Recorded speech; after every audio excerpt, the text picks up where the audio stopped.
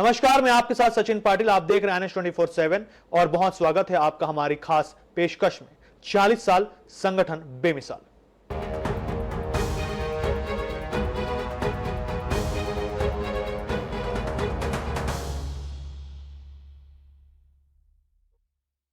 नमस्कार, मैं हूं आपके साथ सचिन पाटिल। आप देख रहे हैं NH24/7 में और बहुत स्वागत है आपका हमारी खास पेशकश में 40 साल संगठन बेमिसाल।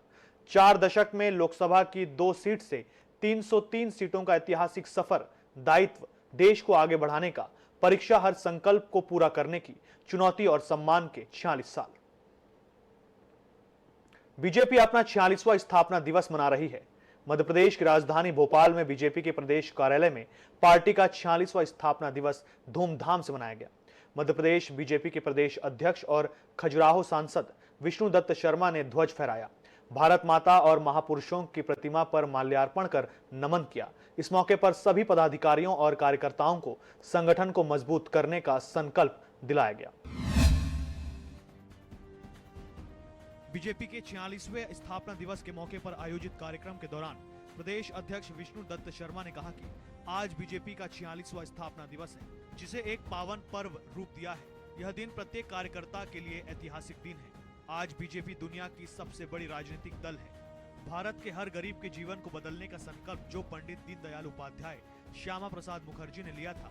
अटल जी ने कहा था कि अंधेरा छटेगा, सूरज निकलेगा और कमल खिलेगा। जो अटल जी ने उस समय कहा था कि अंधेरा छटेगा, सूरज निकलेगा और कमल खिलेगा, आज देश के अंदर कमल खिल रहा है। बूथ से लेकर के पंच सरपंच से लेकर के राष्ट्रपति प्रधानमंत्री तक दुनिया का सबसे बड़ा राजनीतिक दल भारतीय जनता पार्टी बना है। आज हम सब के लिए महत्वपूर्ण दिन है। मैं आज के दिन राम नवमी के पावन पर्व की भी सभी प्रदेशवासियों को बहुत बधाई और शुभकामना देता हूं। हम सब आज संकल्प लेकर कि भारतीय जनता पार्टी का पंडित दीनदयाल उपाध्याय जी, डॉक्टर श्यामा प्रसाद मुखर्जी ने अंत्योदय का जो सपना देखा था, आज उस अंत्योदय के सपने को भारत के प्रधानमंत्री, एक गरीब माँ का बेटा, जो गरीबों के मसीहा के तौर पर आज भारत के अंदर जिन्होंने अपने कर्तव्य और व्यक्तित्व से छवि बनाई है, ऐसे गरीबों के मसीहा प्रधानमंत्री नरेंद्र मोदी जी को आज बहुत बधाई, शुभकामनाएं। सम्माननीय अमित शाह जी, हमारे गृह मंत्री, माननीय राष्ट्रीय अध्यक्ष JP नड्डा जी, उनको भी बहुत बधाई और शुभकामनाएं। इस अवसर पर पदाधिकारी और कार्यकर्ताओं में मिठाई का वितरण किया गया। सभी ने एक दूसरे का मुंह मीठा कर भारत माता के जयकारे लगाए। इस कार्यक्रम के दौरान पार्टी पदाधिकारियों ने एकता और पार्टी को मजबूत किए जाने का संकल्प लिया। मैं 46वें स्थापना दिवस पर सभी देशवासियों को, प्रदेशवासियों को, भारतीय जनता पार्टी के सभी कार्यकर्ताओं को, जो करोड़ों करोड़ कार्यकर्ताओं के अथक मेहनत और परिश्रम से प्रथम राष्ट्रीय अध्यक्ष पंडित अटल बिहारी वाजपेयी जी ने 1980 के मुंबई के अधिवेशन में जिसकी शुरुआत की थी, जो जनसंघ के बाद भारतीय जनता पार्टी बनी, और आज माननीय प्रधानमंत्री नरेंद्र मोदी जी के नेतृत्व में माननीय अमित शाह जी, माननीय नड्डा जी के अथक परिश्रम और प्रयासों से भारतीय जनता पार्टी दुनिया का सबसे बड़ा राजनीतिक दल बना है। आज हम संकल्प लेकर के भारतीय जनता पार्टी दुनिया का सबसे बड़ा दल होने के नाते से हर गरीब के जीवन को बदलने में हमारी सरकार है और भारतीय जनता पार्टी का संगठन जो काम कर रहा है, हम सब उस यात्रा को आगे बढ़ाने में संकल्पित होकर के और अथक मेहनत और परिश्रम करेंगे। कार्यक्रम के दौरान पार्टी के पदाधिकारियों के साथ ही बड़ी संख्या में कार्यकर्ता मौजूद रहे। भारतीय जनता पार्टी के 45वीं वर्षगांठ है स्थापना दिवस की और 46वां स्थापना दिवस मना रहे हैं। उसकी बहुत बहुत शुभकामनाएं। हमारे पूर्वज माननीय अटल जी, आडवाणी जी, श्यामा प्रसाद मुखर्जी जी, पंडित दीनदयाल उपाध्याय जी, उनकी परिश्रम का ही सुफल है कि आज भारतीय जनता पार्टी शीर्ष पर विराजित है।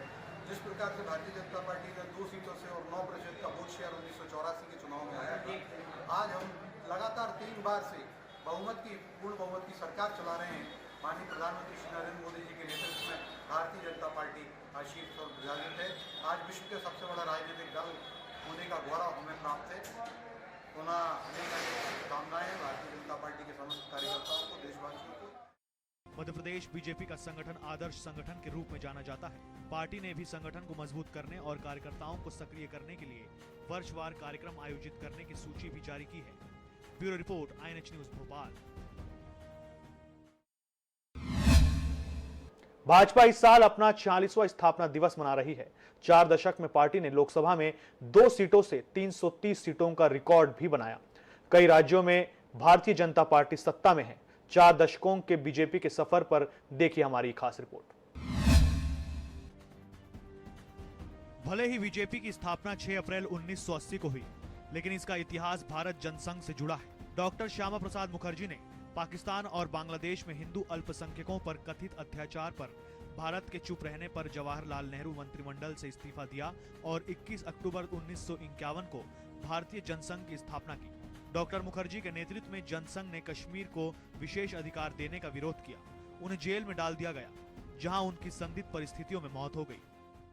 जनसंघ के बाद 1980 में श्रद्धेय अटल बिहारी वाजपेयी जी के नेतृत्व में भारतीय जनता पार्टी बनी और आज ये अनवरत यात्रा जो अटल जी ने मुंबई के प्रथम अधिवेशन में कहा था, अंधेरा छटेगा, सूरज निकलेगा, कमल खिलेगा। आज दुनिया का सबसे बड़ा राजनीतिक दल भारतीय जनता पार्टी हर क्षेत्र में कमल खिलाए। सरपंच से लेकर प्रधानमंत्री, राष्ट्रपति तक भारतीय जनता पार्टी के कार्यकर्ता विराजमान हैं। माननीय प्रधानमंत्री नरेंद्र मोदी जी के नेतृत्व में जो अटल जी ने सुशासन की बात कही थी, उन्होंने इसकी शुरुआत की थी। आज हमें गर्व है कि भारत के प्रधानमंत्री नरेंद्र मोदी, उन्होंने गुड गवर्नेंस देते हुए गरीबों के मसीहा की भूमिका अगर किसी ने प्रत्यक्ष जमीन पर उतारी है, हर गरीब के जीवन को बदलने का काम किया है, तो गरीब मां के बेटे प्रधानमंत्री नरेंद्र मोदी जी ने 25 करोड़ से ऊपर आज गरीबी रेखा से ऊपर आए। आज देश के अंदर हर गरीब के जीवन में खुशी लाने का काम भारत के प्रधानमंत्री मोदी जी कर रहे हैं। 1967 में भारतीय जनसंघ एवं दीनदयाल उपाध्याय के नेतृत्व में कई राज्यों में कांग्रेस का एकाधिकार टूटा। इसके बाद कांग्रेस को राज्यों में हार मिलनी शुरू हुई। 1977 में इंदिरा गांधी ने आपातकाल खत्म कर चुनाव कराने का फैसला किया। इसके बाद जयप्रकाश नारायण के आह्वान पर सभी कांग्रेस विरोधी दल एकजुट हुए। इन्हीं नेताओं ने जनता पार्टी बनाई। भारतीय जनसंघ का जनता पार्टी में विलय 1 मई 1977 को हुआ। हालांकि यह प्रयोग ज्यादा दिन नहीं चल सका। इसके बाद 6 अप्रैल 1980 को नए संगठन के तौर पर बीजेपी बनी। अटल बिहारी वाजपेयी पहले अध्यक्ष बने। 1984 के लोकसभा चुनाव में इंदिरा गांधी की हत्या की वजह से कांग्रेस के पक्ष में सहानुभूति लहर थी और बीजेपी सिर्फ 2 सीटों पर जीत हासिल कर सकी। 1989 में बोफोर्स और अन्य मुद्दों के चलते बीजेपी आगे बढ़ी और तब उसके पास 85 सीटें थी। इस साल पार्टी ने राम जन्मभूमि आंदोलन को समर्थन दिया। लाल कृष्ण आडवाणी ने सोमनाथ से राम रथ यात्रा शुरू की। इसके बाद तो पार्टी को मिलने वाला समर्थन बढ़ता ही गया। राम मंदिर आंदोलन ने जोर पकड़ा तो 1991 में पार्टी की सीटें बढ़कर 120 हो गई। 1993 में उत्तर प्रदेश, दिल्ली, राजस्थान, हिमाचल और मध्य प्रदेश में भी बीजेपी के वोट बढ़े। 1995 में आंध्र, कर्नाटक, बिहार, ओडिशा, गोवा, गुजरात और महाराष्ट्र जैसे राज्यों में भी कमल खिला। 1996 में बीजेपी ने 161 सीटें जीती और लोकसभा में सबसे बड़ी पार्टी बनकर उभरी।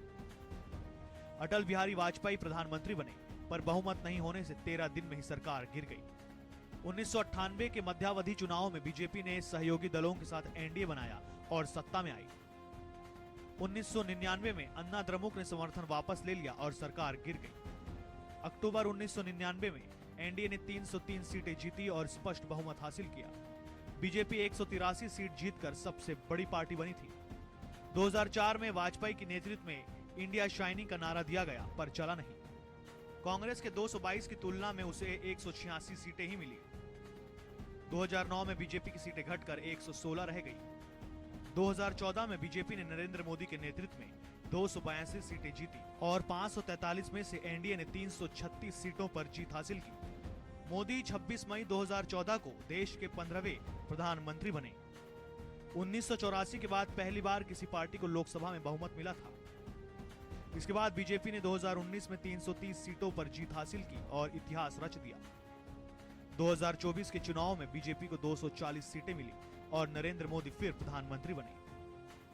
हमारा सौभाग्य है कि राम की कृपा से हम सब काम भी कर रहे हैं और आज राम के जन्म उत्सव पर भी हमारी पार्टी का स्थापना दिवस भी आ गया। हम राम की कृपा बनी रहे, सब वो काम करेंगे जो राम ने कहा है, परित सरस धर्म नहीं भाई। दूसरों के हित में जितने काम हो सकते हैं नरेंद्र मोदी जी के नेतृत्व में, जेपी नड्डा जी के नेतृत्व में भारतीय जनता पार्टी लगातार प्रगति करती रहेगी। अपने पूर्वज दीनदयाल उपाध्याय जी, डॉक्टर श्यामा प्रसाद मुखर्जी के सपने पूर्ण करेगी। बीजेपी को सबसे ज्यादा फायदा राम मंदिर आंदोलन से मिला। इसके बाद पार्टी का जनाधार लगातार बढ़ता गया। अब पार्टी हिंदुत्व के मुद्दे पर आगे बढ़ रही है और पार्टी को समर्थन भी मिल रहा है। यही वजह है कि बीजेपी सबसे बड़े राजनीतिक दल के रूप में अपनी पहचान स्थापित कर चुकी है। Bureau report, INH news, Bhopal. Bhajpa के अपने 46 वर्षों में 14 राष्ट्रीय अध्यक्ष संगठन की सेवा कर चुके हैं। वैसे पार्टी के संविधान के अनुसार बीजेपी के राष्ट्रीय अध्यक्ष का चुनाव होता है। अध्यक्ष पद पर नियुक्ति 2 सालों के लिए हुआ करती थी और लगातार 2 सत्रों तक हो सकती थी। इस नियम को पार्टी ने बदल दिया। अब ये 3 साल और लगातार 2 सत्रों तक कोई अध्यक्ष पद पर रह सकता है। आपको बताते हैं कि भारतीय जनता पार्टी के किस राष्ट्रीय अध्यक्ष का कार्यकाल कब से कब तक रहा। बीजेपी के 46 साल के सफर में 14 राष्ट्रीय अध्यक्ष बदले जा चुके हैं। अभी राष्ट्रीय अध्यक्ष का निर्वाचन बाकी है। इसके पहले आज हम संकल्प लेकर के भारतीय जनता पार्टी दुनिया का सबसे बड़ा दल होने के नाते से हर गरीब के जीवन को बदलने में हमारी सरकार है और भारतीय जनता पार्टी का संगठन जो काम कर रहा है, हम सब उस यात्रा को आगे बढ़ाने में संकल्पित होकर के और अथक मेहनत और परिश्रम करेंगे कि भारतीय जनता पार्टी दुनिया के और तो बड़े दल होने के साथ साथ एक अलग प्रकार की छवि बनाने का जो काम कर रहा है, उसको हम और आगे ले जाने का प्रयास। पहले राष्ट्रीय अध्यक्ष अटल बिहारी वाजपेयी का कार्यकाल 1980 से लेकर 1986 तक रहा। इसके बाद लालकृष्ण आडवाणी 1986 से लेकर 1991 तक रहा। तीसरे राष्ट्रीय अध्यक्ष मुरली मनोहर जोशी बने। इनका कार्यकाल 1991 से लेकर 1993 तक रहा। चौथे राष्ट्रीय अध्यक्ष के रूप में फिर लालकृष्ण आडवाणी को कमान मिली। इनका कार्यकाल 1993 से लेकर 1998 तक रहा। पांचवें राष्ट्रीय अध्यक्ष कुशाभाऊ ठाकरे बने, जिनका कार्यकाल 1998 से लेकर 2003 तक रहा। छठवें राष्ट्रीय अध्यक्ष बंगारू लक्ष्मण बने, जिनका कार्यकाल 2000 से 2001 तक रहा। सातवें राष्ट्रीय अध्यक्ष जन कृष्णमूर्ति बने, जिनका कार्यकाल 2001 से 2002 तक रहा। आठवें अध्यक्ष के रूप में वेंकैया नायडू ने कमान संभाली। इनका कार्यकाल 2002 से 2004 तक रहा। नौवें राष्ट्रीय अध्यक्ष फिर लालकृष्ण आडवाणी बने। इनका कार्यकाल 2004 से लेकर 2006 तक रहा। 10वें राष्ट्रीय अध्यक्ष राजनाथ सिंह बने। इनका कार्यकाल 2006 से 2009 तक रहा। 11वें राष्ट्रीय अध्यक्ष नितिन गडकरी बने। इनका कार्यकाल 2009 से 2013 तक रहा। 12वें राष्ट्रीय अध्यक्ष के रूप में फिर से राजनाथ सिंह को कमान मिली। इस बार कार्यकाल 2013 से 2014 तक रहा। 13वें राष्ट्रीय अध्यक्ष के रूप में अमित शाह चुने गए।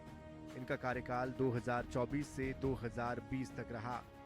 और इसके बाद 14वें राष्ट्रीय अध्यक्ष जगत प्रकाश नड्डा चुने गए, जो 2020 से वर्तमान समय तक कमान संभाले हुए हैं।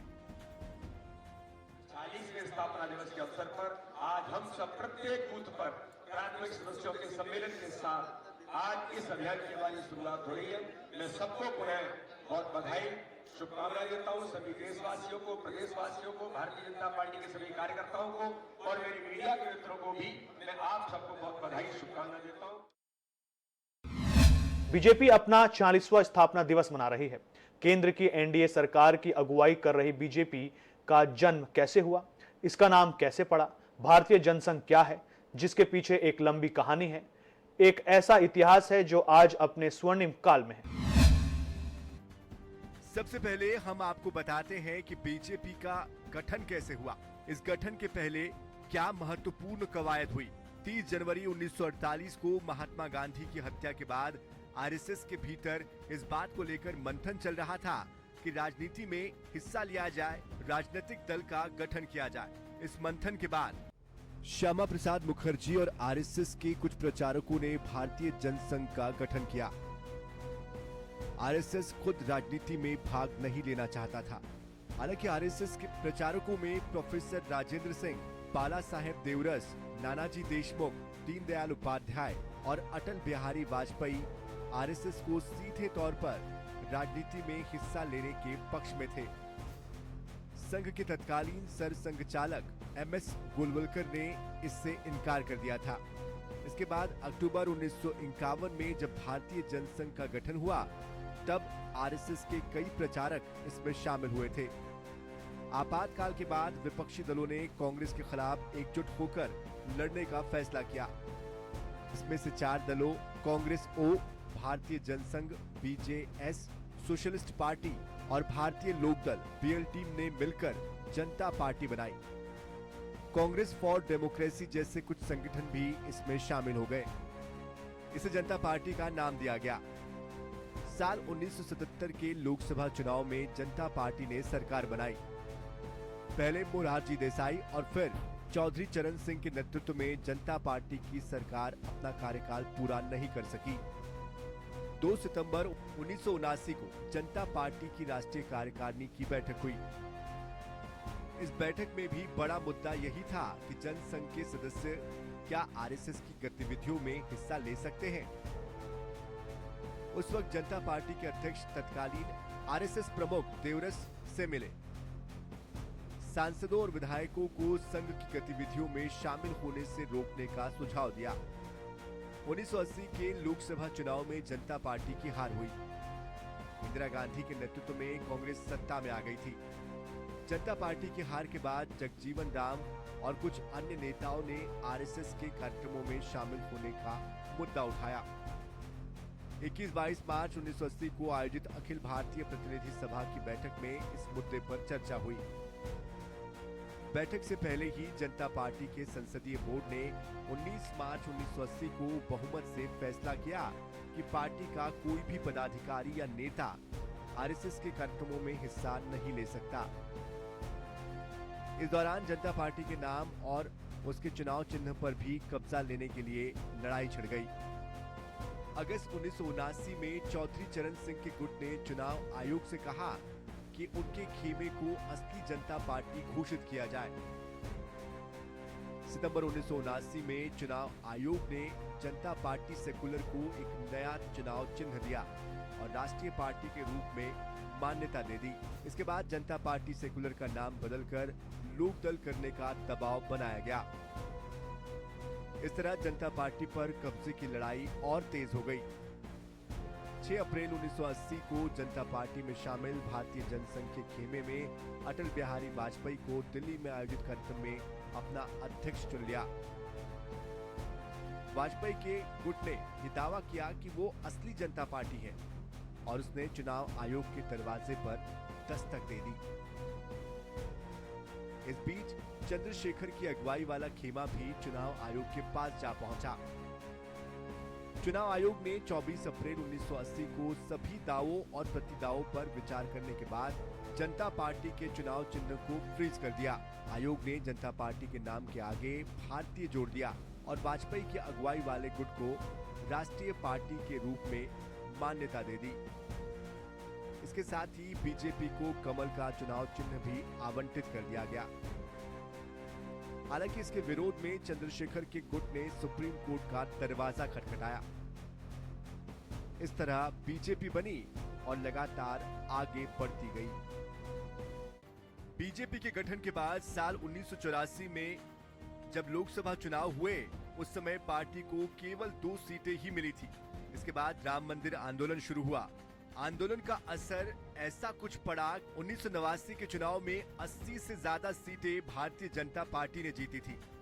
1996 के चुनाव में पार्टी ने रिकॉर्ड बनाया और 161 सीटें जीतकर सबसे बड़ी पार्टी बनकर उभरी और केंद्र में सरकार भी बनाई, लेकिन बहुमत नहीं होने की वजह से लंबे समय तक चल नहीं पाई। 1999 में पार्टी फिर सत्ता में आई और 2004 तक सत्ता में रहकर कार्यकाल पूरा किया।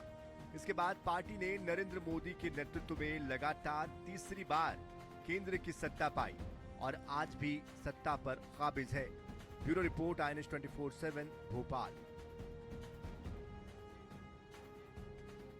तो फिलहाल हमारी इस खास पेशकश में इतना ही। हमें दीजिए इजाजत। नमस्कार।